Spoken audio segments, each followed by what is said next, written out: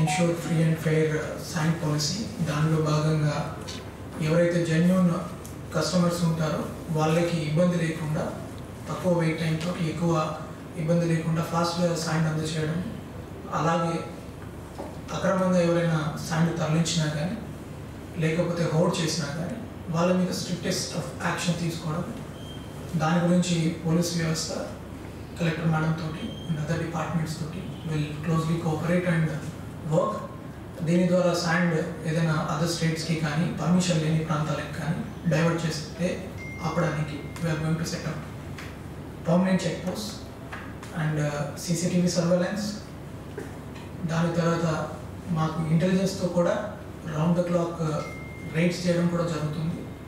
And even one appeal from my side, ఏదైతే మీకు కస్టమర్స్కి కానీ ట్రాన్స్పోర్టర్స్ కానీ ఆ స్లిప్ ఇచ్చారో దాంట్లో అన్ని డీటెయిల్స్ ప్రాపర్గా ఉండేటట్లు చూసుకోండి. అండ్ ఇచ్చిన రూట్ని డీవియేట్ చేసి వేరే ఏరియాస్కి వెళ్ళొద్దు. అండ్ ఇఫ్ యువర్ వెహికల్ ఏదైనా ప్రాబ్లం వచ్చింది, బ్రేక్ డౌన్ అయింది, టైమ్ స్లాట్ నుంచి మూవ్ అయింది, immediately you need to alert the toll free number. తర్వాత పట్టుకున్నప్పుడు ఇలా వెహికల్ ప్రాబ్లం వచ్చింది అట్లాంటివన్నీ చెప్తే మళ్ళీ మీరు ఇబ్బంది పడతారు. సెకండ్ థింగ్, ఈ ఏదైతే కొంతమంది చిన్న చిన్న ట్రాక్టర్స్ వాళ్ళు ఈ ప్రాపర్ పర్మిషన్ లేకుండా దగ్గర అవసరాలు కానీ తొందరపడి లోకల్ రీచెస్లో తీసుకోవడం లాంటివి చేస్తారు. అలాంటివి చేస్తే unnecessary you will get in to trouble.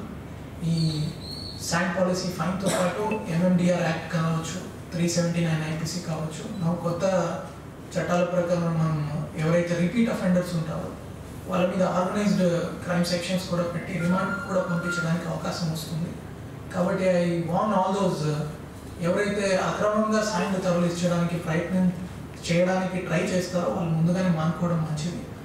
And genuine ఎవరెవరు కస్టమర్స్ ఉంటారో విల్ ఎన్ష్యూర్ దట్ వాళ్ళు ఫాస్ట్గా వాళ్ళ శాండ్ వాళ్ళకి రీచ్ అవ్వడానికి will facilitate from our side.